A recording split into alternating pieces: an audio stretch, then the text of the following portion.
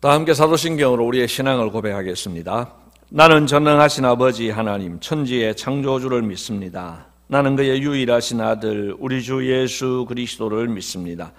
그는 성령으로 잉태되어 동정녀 마리아에게서 나시고 본디오 빌라도에게 고난을 받아 십자가에 못 박혀 죽으시고 장사된 지 사흘 만에 죽은 자 가운데서 다시 살아나셨으며 하늘에 오르시어 전능하신 아버지 하나님 우편에 앉아 계시다가 거기로부터 살아있는 자와 죽은 자를 심판하러 오십니다. 나는 성령을 믿으며 거룩한 공교회와 성도의 교제와 죄를 용서받는 것과 몸의 부활과 영생을 믿습니다. 아멘. 찬송가 263장을 다 함께 부르시겠습니다.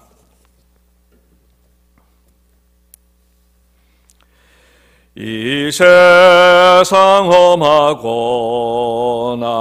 비록 약하나 늘 기도 힘쓰면 큰 권능 얻겠네. 주의 은혜로 대속받아서 피와 같이 붉은 죄 눈같이 이겠네. 주님의 권능은 한없이 크오니 돌 같은 내 마음 건너겨 주소서. 주의 은혜로 대속받아서 피와 같이 붉은 죄 눈같이 이겠네. 내 맘이 약하여 늘 넘어지오니 주 예수 힘주사 굳세게 하소서. 주의 은혜로 대속받아서 피와 같이 붉은 죄 눈같이 이겠네. 죄사함 받은 후 새 사람 되어서 주 앞에 서는 날 늘 찬송하겠네. 주의 은혜로 대속받아서 피와 같이 붉은 죄 눈같이 이겠네. 아멘.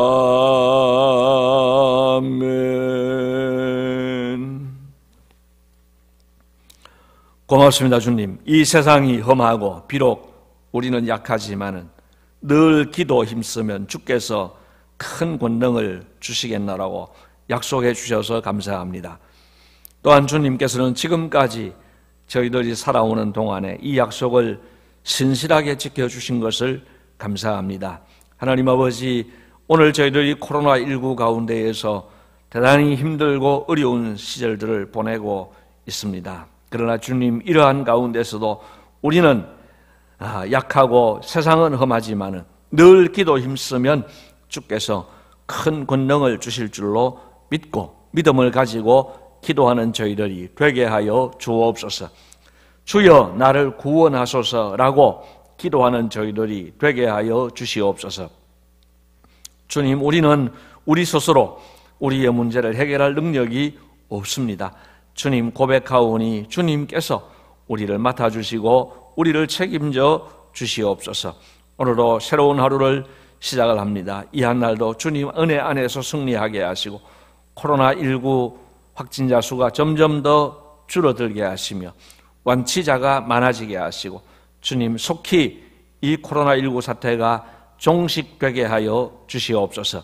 주님 속히 저희들이 예배당에 모여서 예배할 수 있도록 은혜를 더하여 주옵소서. 오늘도 온종일 주님께 의탁하옵고 이 모든 말씀을 예수님 이름으로 기도드리옵나이다. 아멘. 오늘 우리에게 주신 하나님의 말씀은 마태복음 22장 23절 말씀입니다.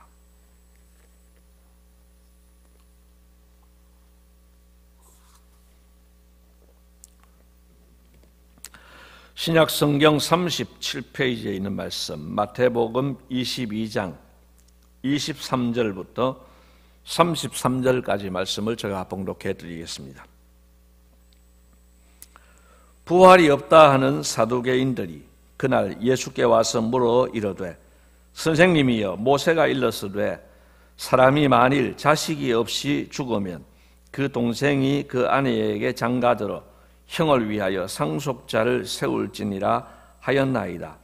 우리 중에 7형제가 있었는데 맏이가 장가들었다가 죽어 상속자가 없으므로 그 아내를 그 동생에게 물려주고 그 둘째와 셋째로 7째까지 그렇게 하다가 최후에 그 여자도 죽었나이다. 그런즉 그들이 다 그를 취하였으니 부활 때에 7 중에 누구의 아내가 되리이까? 예수께서 대답하여 이르시되 너희가 성경도 하나님의 능력도 알지 못하는 고로 오해하였도다.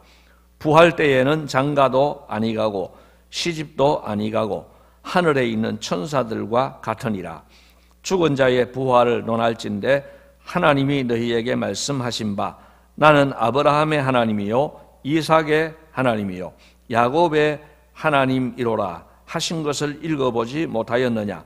하나님은 죽은 자의 하나님이 아니요 살아있는 자의 하나님이시니라 하시니 무리가 듣고 그의 가르치심에 놀라더라. 아멘.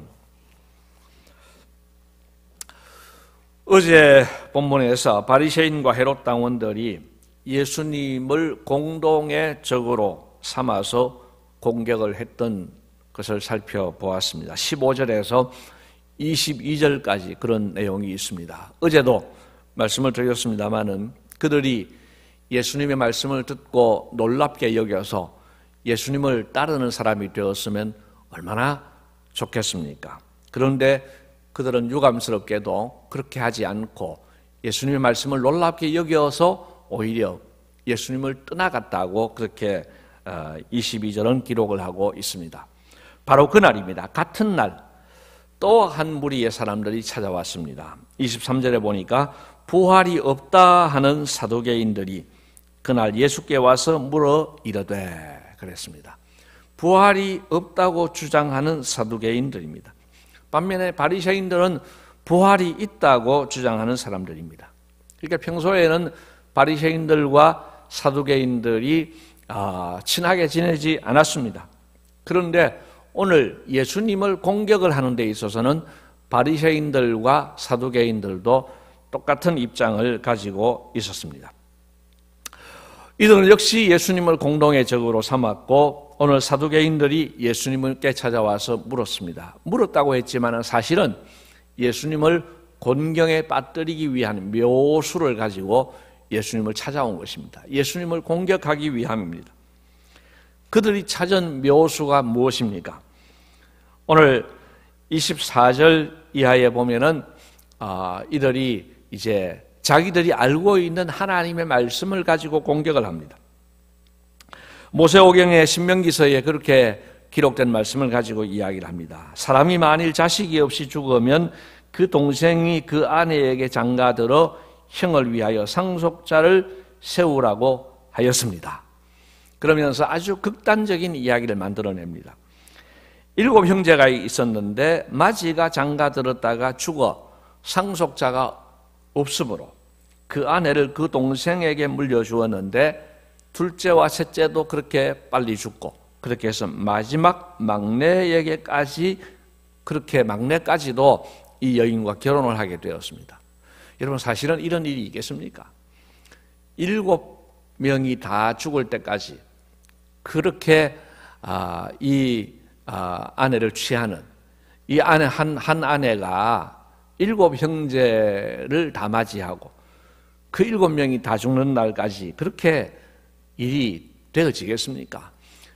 그렇게 될 일이 없지만은, 그러나 이 사람들이 지금 극단적인 예를 들어서 지금 예수님을 공격을 하는 겁니다.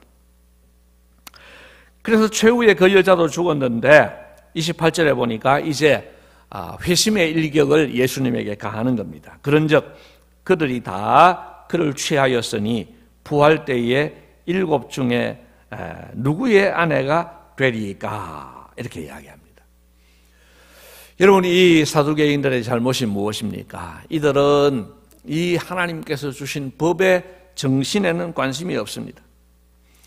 여러분, 하나님께서 이 법을 모세를 통해 주신 그 정신은 무엇입니까? 형이 죽으면 동생이 형수를 아내로 취하였던 그 모세의 율법은 그 당시에는 여성들이 독자적으로 사회에서 생활하기가 참 어려운 때입니다. 지금이야 호레비와 과부가 있다고 하면은 호레비가 보다도 과부가 훨씬 더 살기가 나을 수 있습니다. 그러나 그 당시에는 과부는 정말 불쌍한 사람 중에 불쌍한 사람이었습니다. 그래서 하나님께서는 이제 형이 상속자인 아들을 낳지 못하고 죽었을 때에 동생이 그 형수를 취하여서 그 대를 이어가게 함으로써 이제 혼자가 된 그 형수의 삶을 이제 돌봐주시는 그런 사회적인 안전을 위하여서 하나님이 주신 그 법을 주신 목적입니다. 또 한 가지는 죽은 형의 상속자를 낳아서 그 가족의 토지를 유지해 나가는, 그 하나님으로부터 받은 그 가정의 기업을 이어가게 하시는 그런 보존하는 역할도 하게 하셨습니다. 그런 선한 의도를 가진 그런 법의 정신이 있습니다.